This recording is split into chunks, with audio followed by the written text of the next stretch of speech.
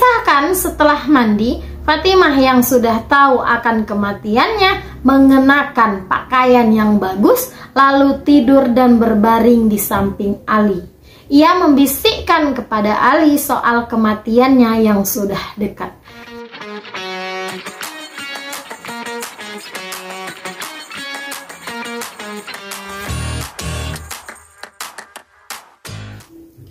Halo, assalamualaikum. Kembali lagi bersama Ayu Hardianti. Hari ini kita bakalan bahas tentang kisah Fatimah yang merupakan anak dari Nabi Muhammad Sallallahu Alaihi Wasallam.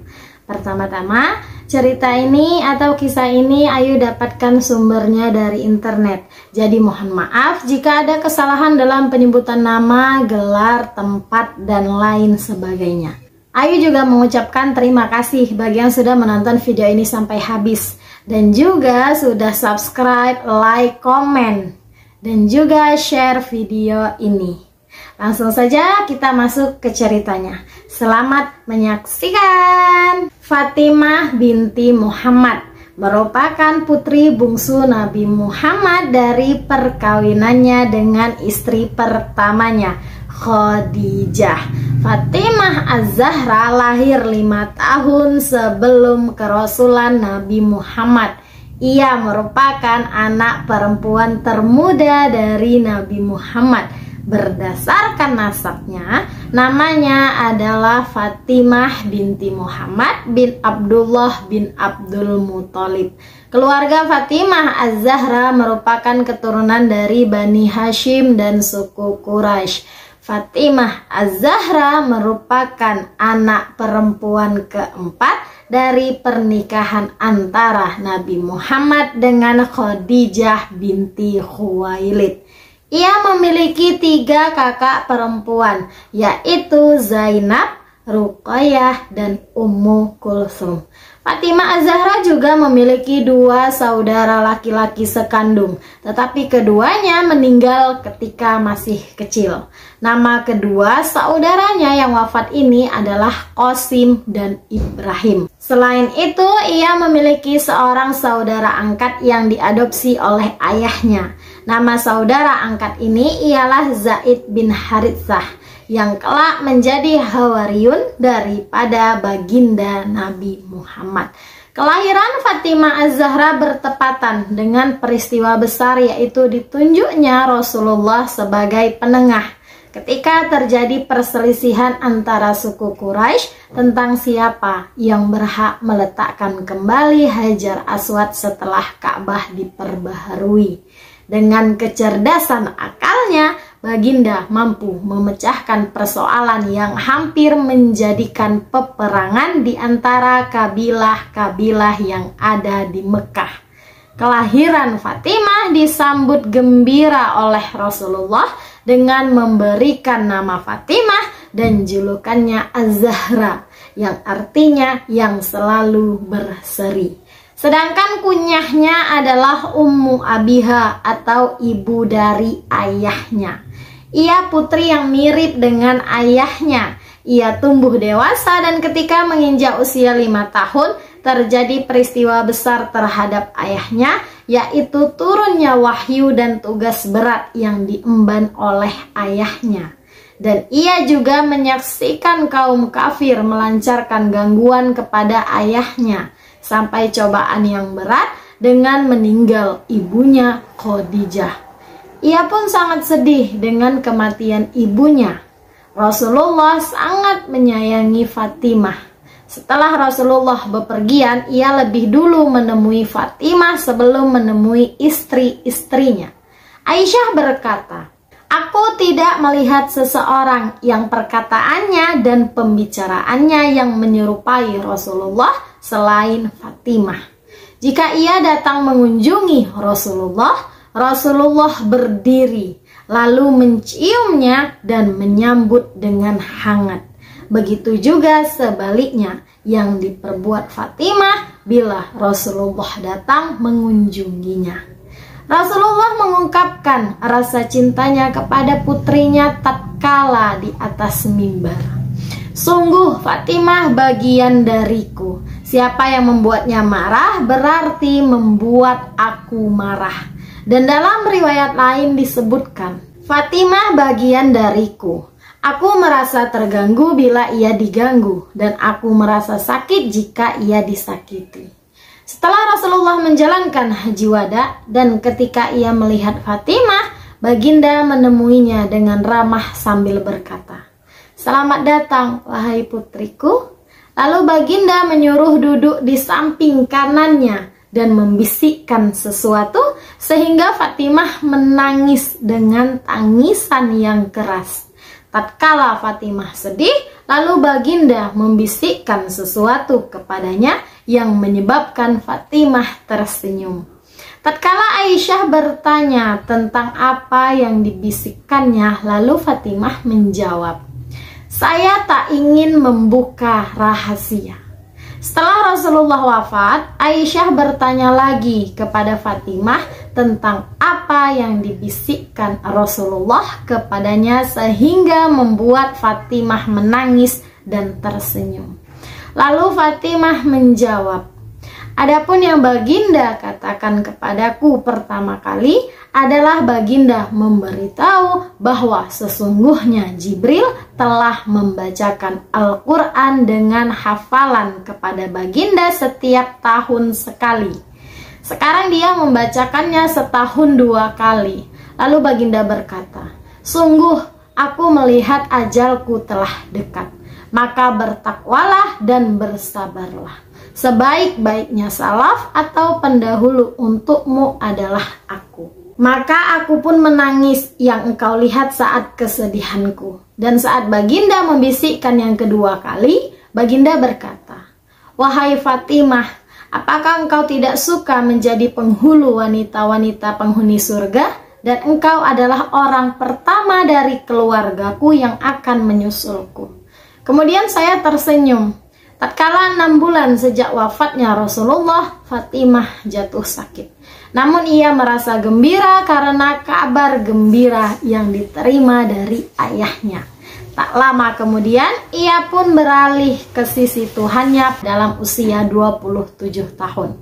Fatimah Zahra tumbuh menjadi seorang gadis yang tidak hanya merupakan putri dari Rasulullah, namun juga mampu menjadi salah satu orang kepercayaan ayahnya pada masa Baginda. Fatimah Az-Zahra memiliki kepribadian yang sabar dan penyayang karena tidak pernah melihat atau dilihat lelaki yang bukan mahramnya. Rasulullah sering sekali menyebutkan nama Fatimah. Salah satunya adalah ketika Rasulullah pernah berkata, "Fatimah merupakan bidadari yang menyerupai manusia." Fatimah adalah putri yang cerdas. Sejak kecil Fatimah menunjukkan keberaniannya. Dia selalu membela ayahnya dari hinaan kaum Quraisy meski masih kecil. Termasuk saat kaum Quraisy menaruh kotoran unta di punggung Rasulullah. Fatimah juga seorang mujahidin yang membantu merawat luka para pejuang di medan perang. Bahkan ketika Rasulullah terluka, ia membakar sobekan tikar dan membungkusnya pada luka sang ayah hingga darahnya tidak lagi keluar. Rasulullah juga sangat selektif memilih jodoh untuk Fatimah.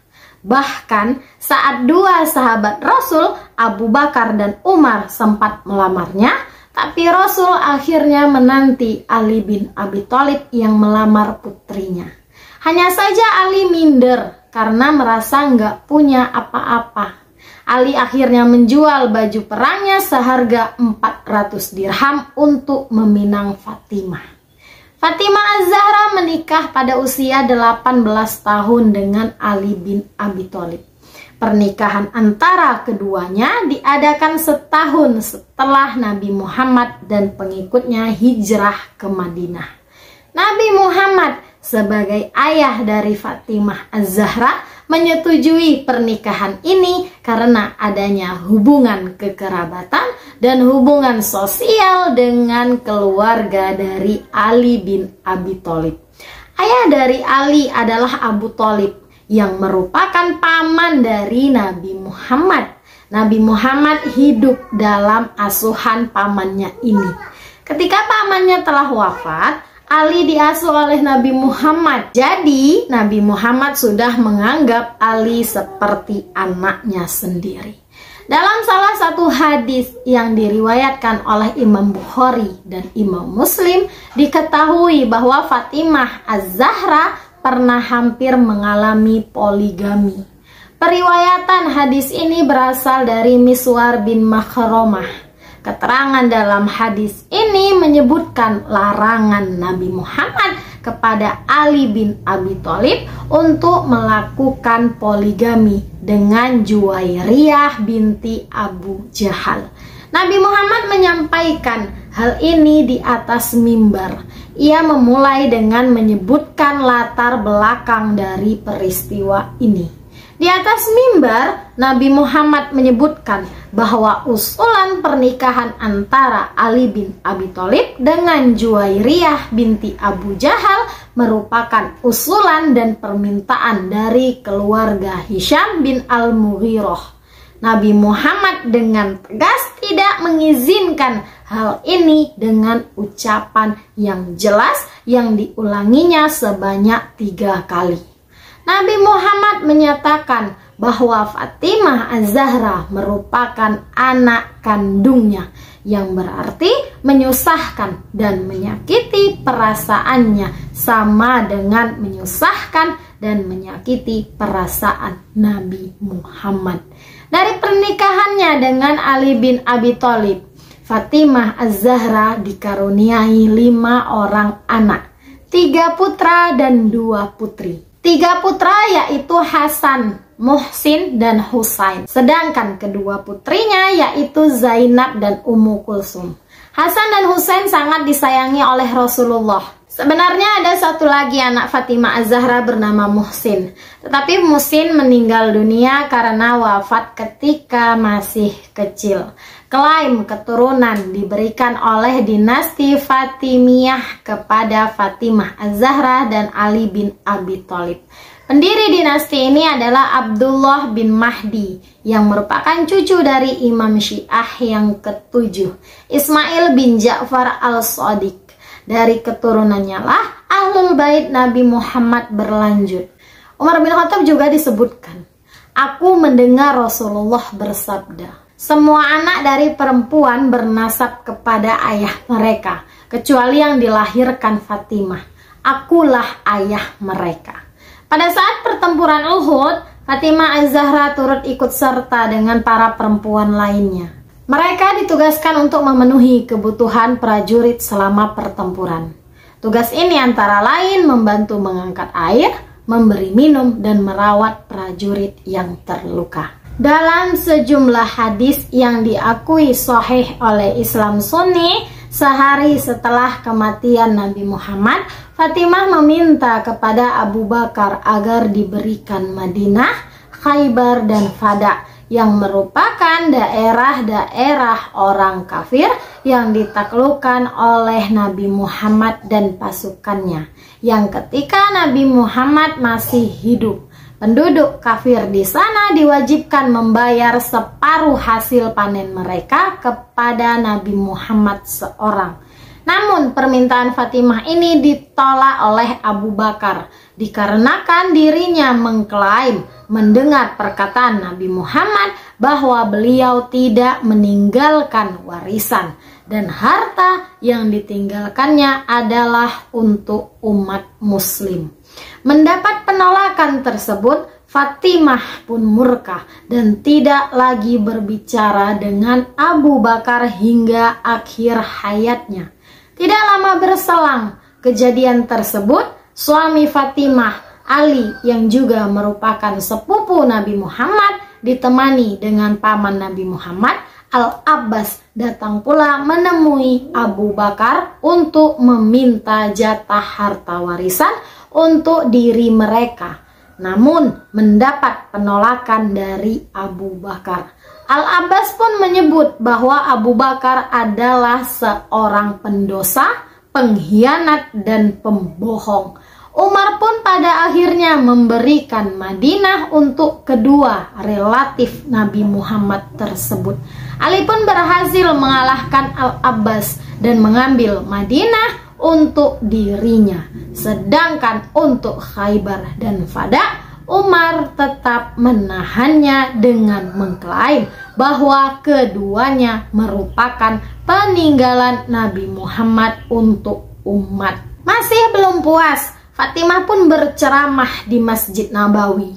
Dengan isi ceramahnya memprotes kekhalifahan Abu Bakar dengan menganggapnya tidak sah dan mengkritisi umat muslim yang dianggapnya telah kembali melakukan kebiasaan-kebiasaan mereka di zaman jahiliyah.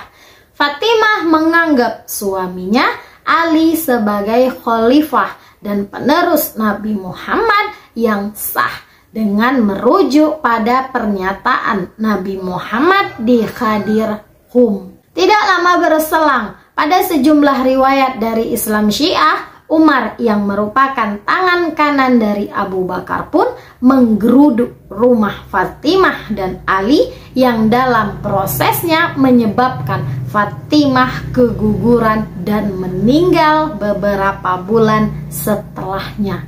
Riwayat penggerudukan ini namun ditolak oleh pihak Sunni. Di satu sisi, para sejarawan Syiah menyebutkan bahwa sejumlah sumber Sunni mendukung kebenaran penggerudukan tersebut dan menunjukkan bahwa informasi yang sensitif telah disensor oleh para ulama Sunni yang khawatir akan citra dari sahabat-sahabat Nabi Muhammad. Di sisi lain, adalah hal yang tidak terbayangkan bagi pihak Sunni bahwa sahabat-sahabat Nabi Muhammad melakukan tindak kekerasan terhadap keluarga Nabi Muhammad. Sebagai gantinya, pihak Islam Sunni mengklaim bahwa Fatimah wafat dikarenakan kesedihan akan kematian Nabi Muhammad dan anaknya yang sedang dalam kandungan meninggal karena sebab alami. Serangan terhadap rumah Fatimah adalah sebuah peristiwa yang merujuk pada serangan terhadap rumah putri Nabi Muhammad, Fatimah. Serangan tersebut dilaporkan terjadi tidak lama setelah kematian Nabi Muhammad pada tahun 11 Hijriah atau 632 Masehi dan diinisiasi oleh penerus Nabi Muhammad, yakni Abu Bakar, dan dipimpin oleh Umar bin Khattab, tangan kanannya Abu Bakar.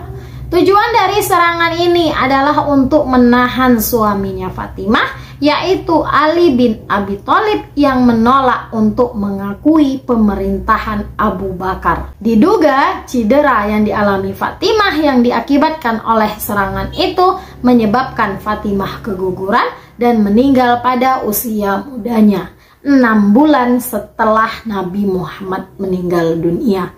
Khususnya ditenggarai bahwa anak Fatimah yang gugur itu adalah Muhsin, yang mana namanya dipilih sendiri oleh Nabi Muhammad sebelum kematiannya menurut Abbas. Tanggal 3 Ramadan tahun 11 Hijriah menjadi duka bagi umat Islam.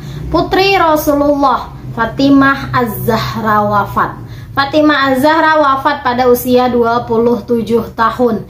Ia meninggal dunia dengan jarak waktu 6 bulan setelah wafatnya Nabi Muhammad. Ketika dikabarkan Fatimah Az-Zahra wafat, seluruh umat Islam mengalami kedukaan yang besar. Apalagi beliau wafat dalam awal-awal Ramadan, bulan yang harusnya jadi bulan gembira, tapi bertepatan dengan wafatnya sosok yang begitu dicintai umat.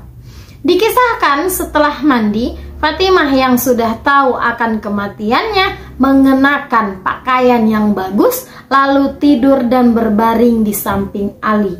Ia membisikkan kepada Ali soal kematiannya yang sudah dekat. Fatimah juga menyebut jika setelah meninggal nanti tidak ingin dimakamkan dengan upacara pemakaman. Air mata Ali tumpah mendengar itu. Tapi saat itu waktu sholat tiba dan Ali bergegas ke masjid. Saat Ali berada di masjid, Fatimah menghembuskan nafas terakhirnya. Hasan dan Husain bergegas menyusul sang ayah memberitahukan kabar tersebut. Mendengar istrinya tiada, Ali tak sadarkan diri. Setelah siuman, Ali menuruti pesan terakhir istrinya. Ali kemudian memakamkan Fatimah sesuai dengan permintaan terakhir sang istri. Tidak ada pelayat atau kerabat dekat dalam pemakaman tersebut. Selain itu, hanya Ali yang berhak memandikannya.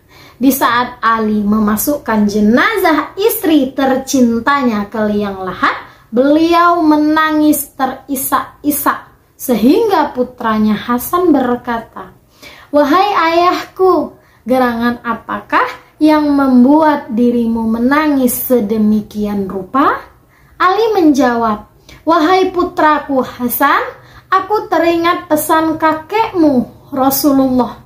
Beliau bersabda, kelak jika putriku Fatimah telah tiada, wahai Ali, maka akulah yang akan pertama kali menerima jasadnya di liang lahat.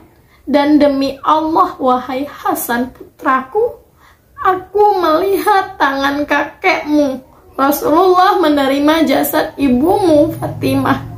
Aku melihat kakekmu Rasulullah menciumi wajah ibumu Fatimah."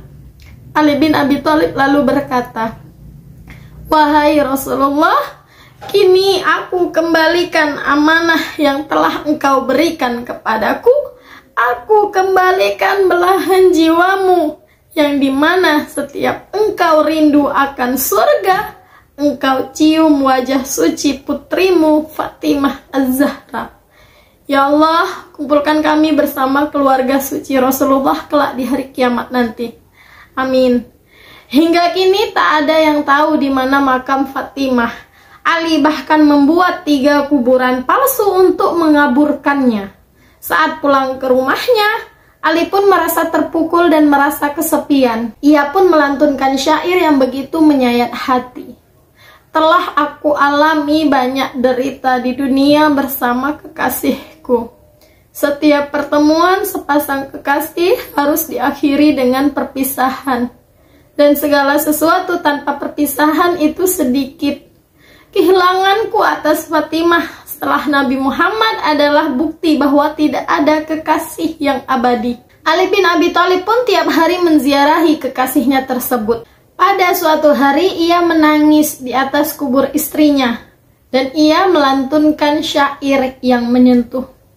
"Setiap lewat di kubur seorang kekasih seraya mengucapkan salam, ia tak mau menjawab salamku. Hai kubur, kenapa engkau tak mau menjawab salam, memanggil-manggil penghunimu? Apakah engkau telah bosan mempertemukan aku dengannya?"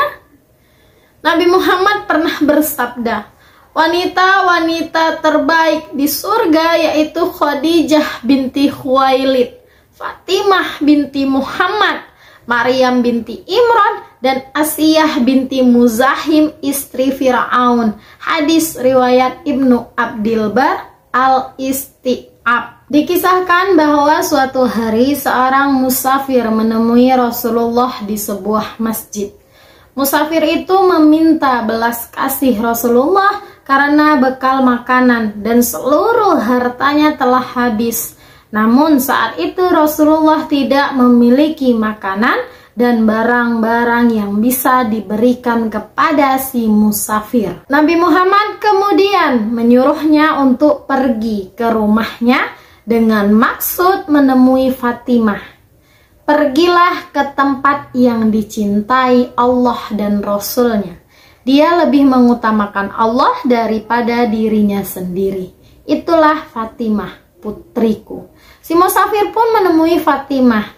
Sayangnya Fatimah saat itu tidak memiliki makanan dan uang untuk diberikan kepada si musafir. Fatimah Az-Zahra kemudian ingat ia memiliki kalung hadiah pernikahan dari sang suami. Dengan ikhlas, Fatimah menyedekahkan kalung tersebut. Setelah menerima kalung dari Fatimah, musafir tersebut menemui Rasulullah dan menceritakan kejadian yang baru saja ia alami. Rasulullah pun sangat bangga kepada Fatimah. Saat itu, salah satu sahabat Nabi, yaitu Ammar bin Yasir, turut mendengar cerita si musafir. Tanpa ragu ia membeli kalung tersebut seharga 20 dinar ditambah sebuah pakaian dan seekor unta. Alih-alih menyimpannya, Ammar malah mengutus budaknya Asam untuk memberikan kalung tersebut kepada Fatimah. Ammar berkata, "Pergilah engkau menghadap Rasulullah dan katakan, aku menghadiahkan kalung ini dan juga engkau kepadanya. Jadi mulai hari ini kamu bukan budakku lagi, tetapi budak Rasulullah." Fatimah sangat bahagia ketika menerima kalungnya kembali. Meski Ammar telah berpesan bahwa Asam akan menjadi budak Rasulullah, Fatimah malah membebaskannya sebagai manusia merdeka.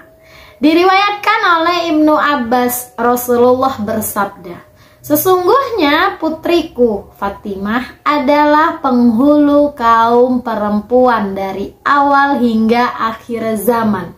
Fatimah adalah bidadari berwujud manusia yang kapanpun mendirikan sholat di hadapan Tuhannya, sinarnya menyinari langit bagi para malaikat, seperti bintang-bintang menyinari manusia di bumi." Faktanya, Az-Zahra bukanlah satu-satunya gelar yang dimiliki oleh Fatimah. Abu Abdillah berkata, Fatimah memiliki 9 nama di sisi Allah, yaitu Fatimah, As-Siddiqah, wanita yang terpercaya, Al-Mubarakah, wanita yang selalu kelimpahan berkah, At-Tahirah, wanita yang suci, Az-Zakiyah, wanita yang senantiasa menjaga kesucian, Ar-Radiyah, ridho atas apa saja yang telah ditetapkan, Al-Maradiyah, orang yang diridhoi, Al-Muhaditsah, wanita yang menggunakan kata yang cermat, dan Az-Zahra yang berkilauan. Disebutkan setelah menikah dengan Ali bin Abi Thalib, Fatimah tampil sebagai wanita teladan sepanjang masa. Putri Nabi Muhammad ini bukan hanya teladan bagi kehidupan suami istri dan menjadi potret keluarga muslimah ideal, melainkan ia pun menjadi teladan dalam masalah ketaatan dan ibadah kepada Allah. Setelah selesai mengerjakan tugas rumah, Fatimah sibuk beribadah. Ia menunaikan sholat, berdoa dan bermunajat di hadapan Allah serta mendoakan orang lain. Imam As-Shadiq meriwayatkan hadis yang sanadnya bersambung ke Imam Hasan bin Ali yang berkata, "Aku melihat ibuku Fatimah yang sedang menunaikan sholat di mihrabnya pada malam Jumat, di mana ia ruku dan sujud sampai fajar subuh menyingsing. Dan aku mendengarnya berdoa untuk kaum mukminin dan kaum mukminat, dan ia menyebut nama-nama mereka serta memperbanyak doa untuk mereka. Bahkan ia tidak berdoa untuk dirinya sendiri sedikit pun. Lalu aku bertanya kepadanya, 'Wahai ibu, mengapa engkau tidak berdoa untuk dirimu sendiri sebagaimana engkau berdoa untuk orang lain?' Ia menjawab, 'Wahai anakku, sebaiknya mendoakan tetangga dulu, lalu penghuni rumah, diri kita, dan orang-orang yang dekat dengan kita.' Fatimah berkata kepada ayahnya, 'Wahai ayahku, kesulitan dalam rumah tanggaku membuat kami terbebas sedemikian rupanya. Mohon carikanlah pembantu untukku yang dapat meringankan pekerjaan rumahku.' Rasul berkata kepadanya, 'Wahai Fatimah, apakah kamu tidak menginginkan sesuatu yang lebih baik dari pembantu?' Ali berkata, 'Katakanlah iya.'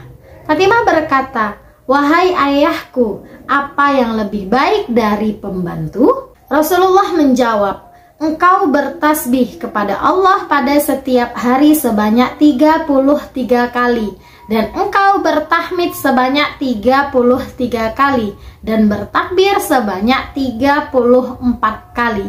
Semuanya berjumlah 100 dan memiliki kebaikan dalam timbangan.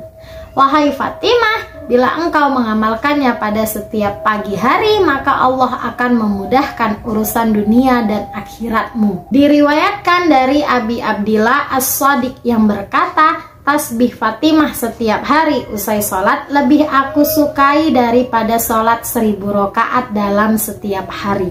Diriwayatkan oleh Abi Ja'far Al-Baqir yang berkata, tiada pengagungan bagi Allah yang lebih utama daripada tasbih Fatimah.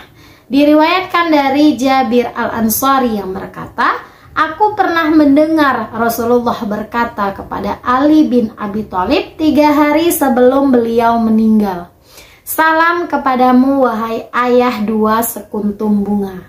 Rasulullah lalu berkata, aku berwasiat kepadamu tentang 2 sekuntum bungaku di dunia. Demi Allah wahai khalifahku, sebentar lagi 2 sandaranmu akan roboh.